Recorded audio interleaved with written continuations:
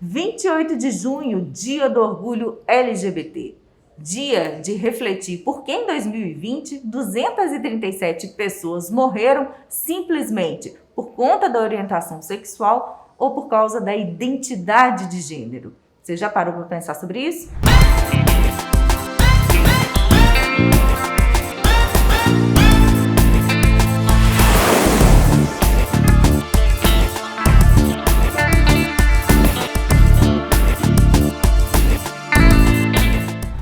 É necessário comemorar o orgulho LGBT. Para a gente conversar sobre isso, eu convidei a Camila Mendonça, que é psicóloga, psicanalista e também faz parte do movimento GT, Gênero e Diversidade, aqui de Patinga. Camila, muito obrigada pela presença aqui do nosso programa, né, Pensando Nisso.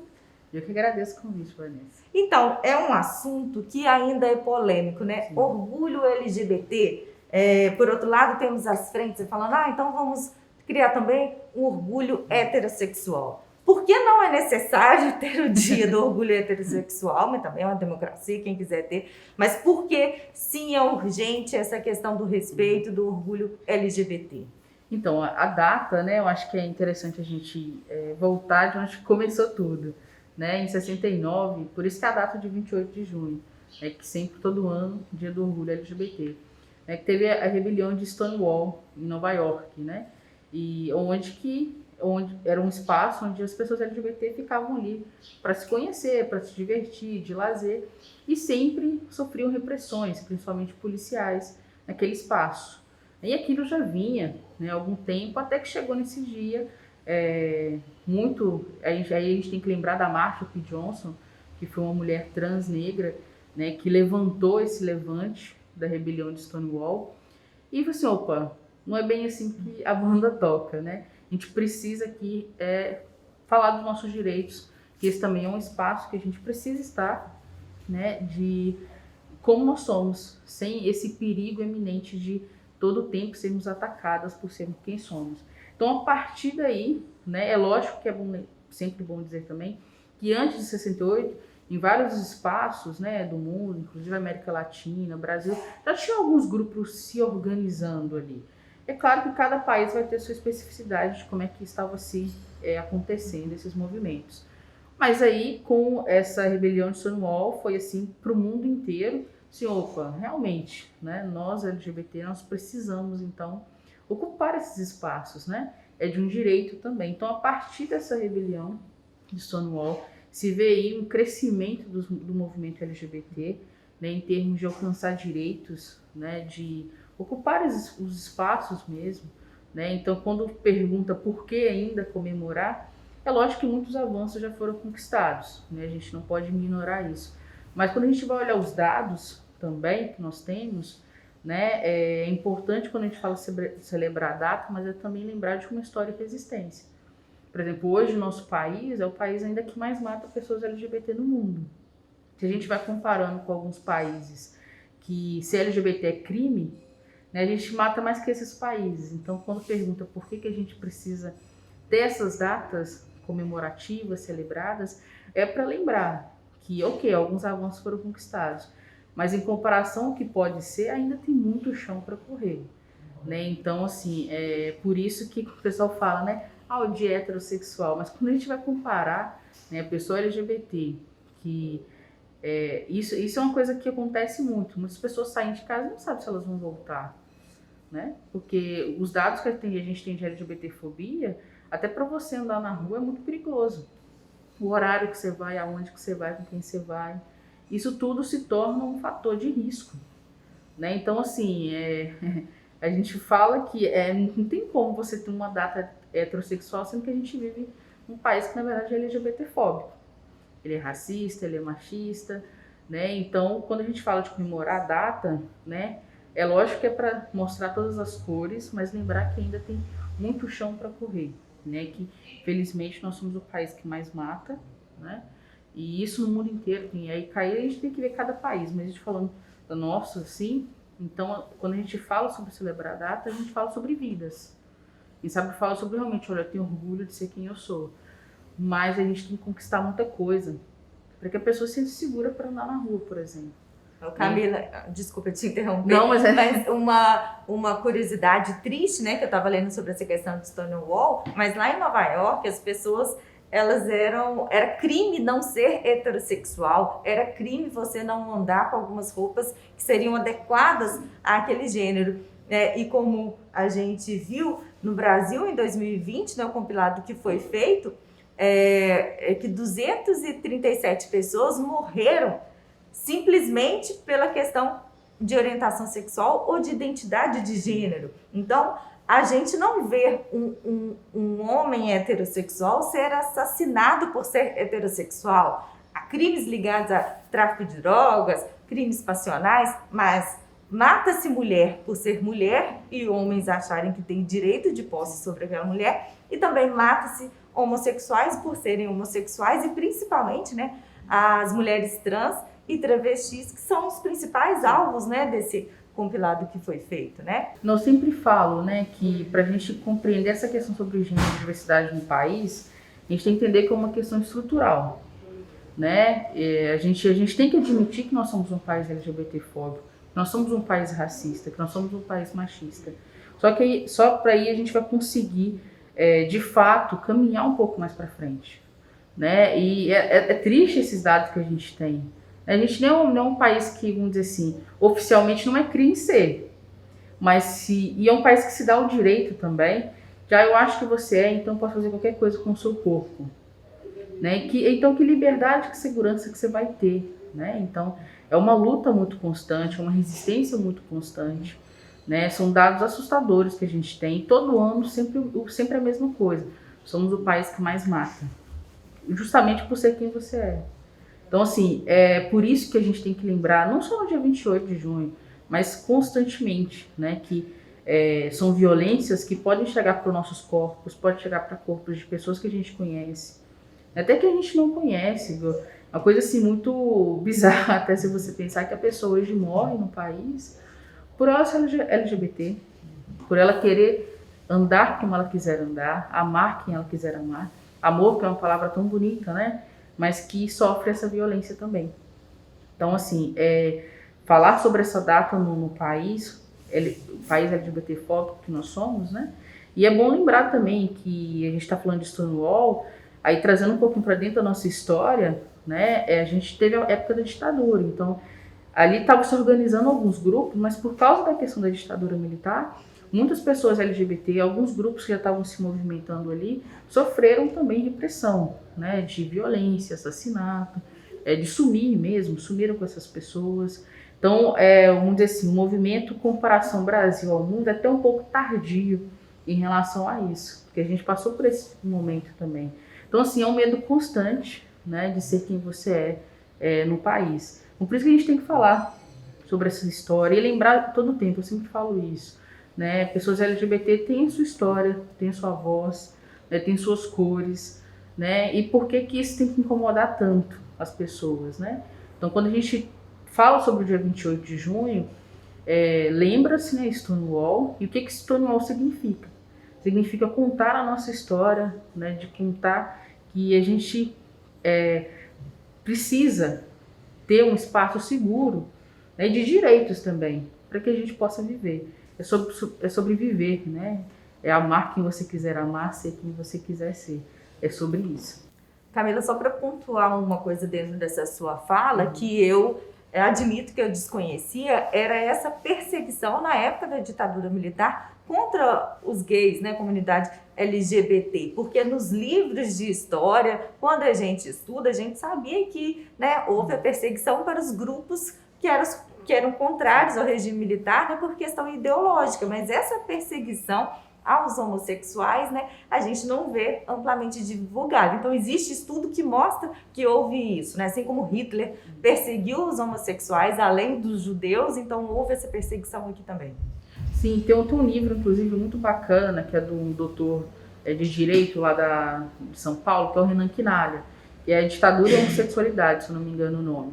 E o trabalho dele todo, assim, do Renan, é voltado, para quem tiver interesse em pesquisar, é todo voltado sobre a ditadura e essa questão LGBT. Como é que foi essa questão lá na época da ditadura? Por que a gente não vê essas histórias? Porque tem um apagamento, tem um silenciamento. Né? Teve a perseguição por causa, tem aquela coisa, né? Ser vermelho, ser comunista, teve essa perseguição. Mas também teve, quando a gente vai fazendo esses filtros, também teve essa perseguição também, né? Por você ser LGBT, por você ser mulher, por você ser negro, né? Então teve essas perseguições. Então o Renan, o trabalho dele é muito detalhado em relação a isso, né? E isso acaba, vamos dizer assim, os grupos que estavam ali tentando se organizar acabam que, por enquanto, não dá, né? Porque tinha uma perseguição. Você tinha também um temor contra a sua própria vida de acontecer. Então teve. E aí, por que não isso não é mostrado nos livros de história? Né? Tem uma questão de um apagamento e até de legitimar essa história. Igual a gente não vai se falando muito. A não ser quem for do movimento ou quem estuda especificamente o assunto, aí que fica sabendo dessa história. Então, tantas coisas que no livro de história não mostra, por exemplo, né? A questão do racismo no país, isso não vem nos livros de história. Pelo menos na época, eu não lembro de ter visto. Até essas grandes figuras que a gente conhece hoje, na época já não tinha. Né? Então, tem essa questão do apagamento, né? Já que tinha uma ditadura, que era uma questão política, né? Então existia censura? Existia censura. Então, quando você vai falando sobre, vamos dizer assim, grupos, sempre era o grupo também mais deixado de lado. A luta aqui é política, sendo que se posicionar, sua orientação, identidade, também é uma questão política também. Então, quando a gente fala sobre por que isso não aparece, né? Tem um apagamento das histórias, então por isso que é importante também, quando vem a época, principalmente de junho, né? Que se fala um pouco mais, de trazer essas histórias. Assim, opa, a gente estava ali também. A gente não surgiu de 2000 para cá. Porque tem isso, não é onde que esse povo estava. A gente sempre teve em todos os espaços. Mas tinha essa questão de como que ocupa esses espaços, não era permitido. Né? Para você existir tinha que ser de certa forma. Se não fosse, então algo ia acontecer. Né? Então teve esse apagamento. Então, por isso que a gente tem, aos poucos, assim, hoje com essa questão das mídias, né, hoje um pouco mais globalizado tudo, essas histórias elas estão aparecendo um pouco mais, o que é bom, né, porque tem a nossa história ali também, né, então acho que é importante. Mas para quem se interessar mais pelo assunto, eu sugiro procurar o trabalho do Renan Quinalha. Né, tem um trabalho vasto, inclusive recentemente ele fez uma exposição online para o Memorial de São Paulo, Orgulho e Resistência LGBT, que vem falando assim maravilhosamente como que foi essa época de ditadura em relação às pessoas LGBT. Um trabalho muito bacana. Ô Camila, agora vamos falar mais sobre a questão prática em relação ao respeito. Porque assim, a pessoa dentro da concepção dela, ela pode pensar o que ela quiser pensar da vida, da homossexualidade, do orgulho LGBT. Mas, independentemente disso, é necessário a gente ter respeito e empatia pelo outro. Então, se você, de acordo com a sua concepção de vida, você não concorda com o casamento gay, com as pessoas que nasceram com sexo biológico e se identificam com outro gênero, tudo bem, internamente ela não pode concordar. Mas ela precisa ter esse respeito na forma de lidar com o outro, né? É o que eu falo sempre, assim, sobre essa questão de aceitação, de respeito, né? A gente tem que começar isso na base. Na base a gente começa pela educação, vamos dizer assim, o que a gente está passando de ensinamentos, né? Eu sempre digo assim, amor é amor, né? Tem verbo mais bonito que amar o próximo, ou amar quem você quiser amar. Né? Então, se a gente começa a praticar isso um pouco mais, eu acho que a gente viu bastante isso na pandemia, quanto que a gente precisa sim pensar no outro, né? Um simples gesto de usar máscara, por exemplo, é um ato de amor, né? E que isso dá uma segurança para o outro. Então, quando você começa a respeitar e começa assim, opa, eu te respeito, né? Você pode ser quem você quiser ser, né? E é importante dizer que isso dá uma segurança, né, enquanto sociedade, porque esses dados que são assustadores, eu espero que um dia eles caiam. Eu acho que isso vai ser muito na base desse afeto, de saber que existem outras formas de afeto, não quer dizer que um está mais certo que o outro. São afeto, isso é amor, isso é respeito, isso é empatia. E aí você falou, né, mesmo que por dentro eu não concorde com isso, acaba que quando a gente começa a praticar mais esse ato generoso de amor, acaba que a gente muda também, né, nossos pensamentos, porque a gente começa a respeitar o outro. Eu começo a te respeitar, eu te entendo, né? Talvez eu não vou entender justamente o que você está passando, mas eu vou compreender, né? Então acho que isso é importante, a gente começar a praticar um pouco mais esse ato de amor, de escuta, né? Pensar que eu não sei tudo, então eu preciso te escutar para eu aprender também. Então acho que são assim, são verbos que a gente precisa praticar um pouco mais. A escuta, o amar, né? Esse afeto, esse respeitar o outro.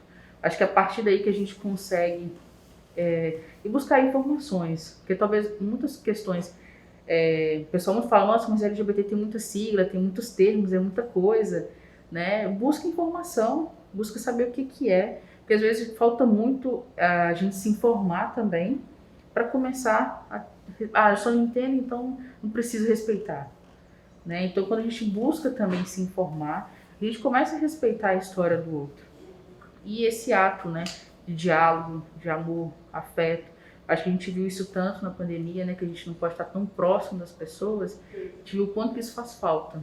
Então imagina pessoas LGBT que já vivem sem esse afeto, sem esse respeito um com o outro há anos, né? A gente está sentindo, as pessoas estão sentindo isso mais de 2020 para cá, que estão longe, que estão distante, né? Agora imagina pessoas LGBT que já vivem nesse isolamento já faz tempo.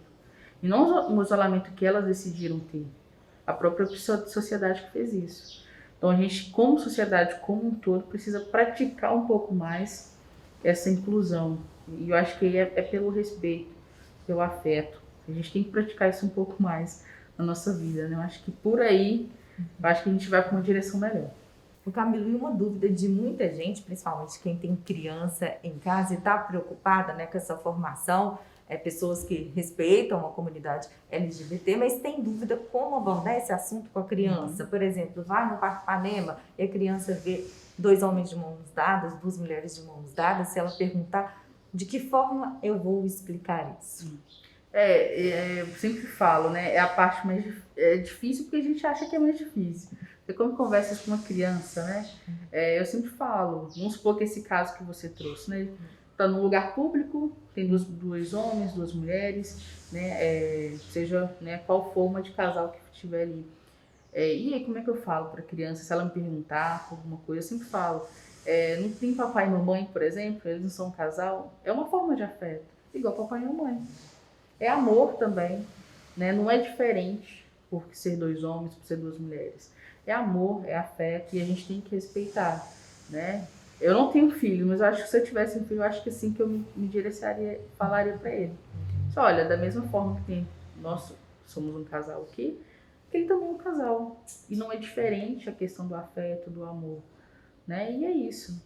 Eu acho que a gente, por isso que eu falei, é importante na base, a gente começar esse trabalho na base. Porque muitas informações que a gente leva para as crianças, às vezes é dos nossos próprios preconceitos. O que a gente acha que é correto na vida, o que é errado da vida. Então a gente coloca isso para a criança. Então a gente começa, né, falar assim, opa, né? Não, isso é amor, isso é afeto. Né? As pessoas LGBT, né, elas podem namorar quem elas quiserem namorar, ficar com quem quiserem ficar, vestir da forma que quiser vestir e tudo bem. São formas de expressão, são formas de afeto e de amor. Acho que é por aí que é uma conversa que se inicia de uma forma bem melhor, né? Que vai ajudar muito, assim, nesse combate à LGBTfobia no país. Esse tipo de preconceito e outros preconceitos. Sim. Também, né? Ô Camila, muito obrigada, né? O nome desse nosso web programa é Pensando Nisso, justamente para a gente parar e refletir se a gente está causando dor no outro com o nosso preconceito, né? Trazendo angústia, sofrimento, tudo que envolve a saúde mental que está tão em voga, sim, principalmente nesse período de pandemia, e em última instância nosso preconceito causa a morte de muitas pessoas e com certeza a gente não quer isso. Então siga o Zug nas redes sociais, se inscreva no nosso canal no YouTube, Zug Conteúdo o tempo todo.